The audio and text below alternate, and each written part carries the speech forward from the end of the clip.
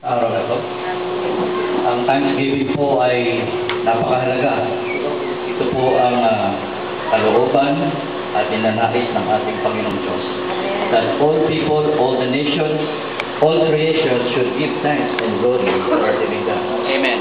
So, ang pagtayo ko pong ginagawa sa iba't ibang lugar, wala pong ibang dahilan yun, kundi tanging pasasalamat sa ating Panginoong Diyos. Sabi po ng ating speaker kanina, ang natin nag-share kanina, tell to the whole world that God is alive, that Jesus is our Savior. Yan po din ang naging tanong ko noon. Paano kung sasabihin ang Panginoong Jesucristo sa lahat ng tao? How can I tell the living God to all people? Meron po isang matanda, elder ko sa opisina. Ramon, huwag mong kalilimutan ito kung paano mo sasabihin. Paano kang magtuturo? Tatlong bagay. Ano po yun? Tandaan mong maigi.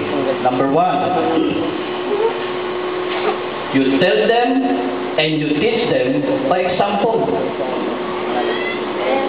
And what is the number 2? This is the number 2. This is how you will tell and preach that God is alive. You teach and tell them by example. And number 3, you teach them and tell them by your example. You live as if the Lord is inside you. God is good all the time. Amen.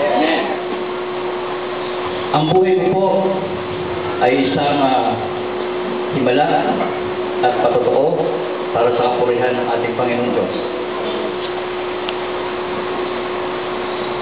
Ang buhay ko po noon, I walk away from God, 1,000, 10,000 steps away from Him.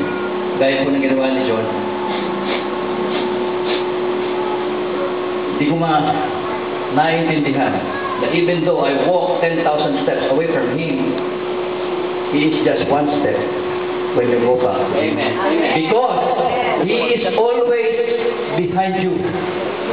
He is always waiting for anyone to go back to Him. Only one step. Even though you go as far as 1,000, 10,000 steps away from Him. He is faithful. Amen. He is a loving God. He is a good God. Naranasan ko po ang isang raming pagpapala sa aking buhay. It's really a miracle. Unang-una po, ang nakatayo ko sa inyong harapan ay isang taong mahiyain. Ang naintindihan ko po sa sarili ko, I am not worthy to be heard of. I do not know anything. Because ganito po ako pinalaki ng aking mga magulang. Do not talk so that you will have no mistake. Do not think because we will be the one to think for you. Do not dream because this is the dream for you. Our dream. So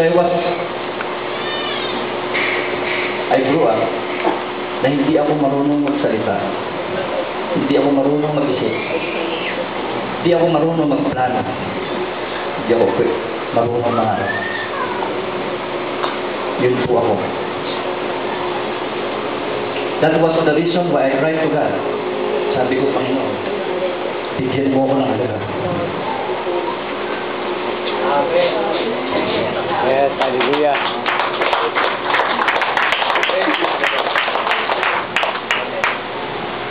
I walk away from God 1,000, 10,000 steps away from Him.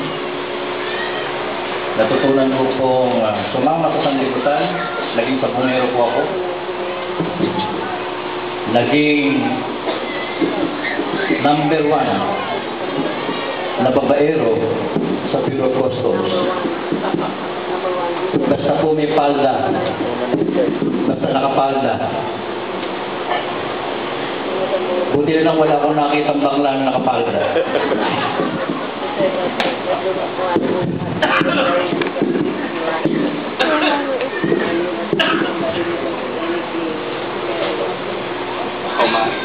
Naging smuggler.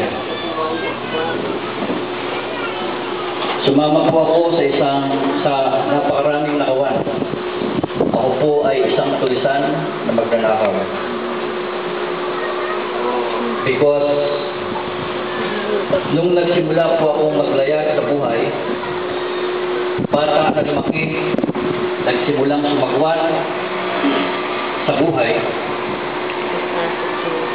hindi ko po alam kung saan ako pupunta. Yun po pala kapag ang isang bangka o isang barko ay nagpalaot sa dagat, kung walang pupuntahan, ito ay lulubog at mapapahamak. Yan po ang nangyari sa akin. Lumaki ako na walang direksyon. Hindi ko alam kung ano yung gagawin ko sa buhay ko. I do not even know the meaning of life. Why am I living? What is the purpose of my life? Hindi ko po alam yun. Basta ang naiintindihan ko, kakain ako, gigising ako, matutulog, yun lang ang buhay ko. Walang direksyon ang buhay ko. Nagtatanong ang isip ko, sabi ko, saan pupunta ang buhay ko? At natatakot ako dahil one day, it will end to death. Hindi ko alam kung saan ako pupunta. So habang lumalawang sa buhay, nakita ko ang aking mga nasa kapiligiran. Napasok ako sa Bureau of Customs at nakasalumuhan ko ang mga tulisan at magnanakaw sa Bureau of Customs. Sabi ko, okay pala ito, puno sila ng alahas. Ang dami nilang pera. Long table kung kumain sila. Ang dami nilang alalay, ang dami nilang kotse, ang dami nilang bahay, ang dami nilang asawa. Sabi ko, itong gusto ko. Ito po tinatawag na mang-isi, mang-ido. So ito po ang ano dito, kung wala kang direksyon na matibay, sasama ka doon sa mga bagay na nakikita mo. Kung hanggang sa ngayon, hindi mo pa alam kung anong direksyon ng buhay mo, ang susundan mo ay ang mga tao na sa kapaligiran mo.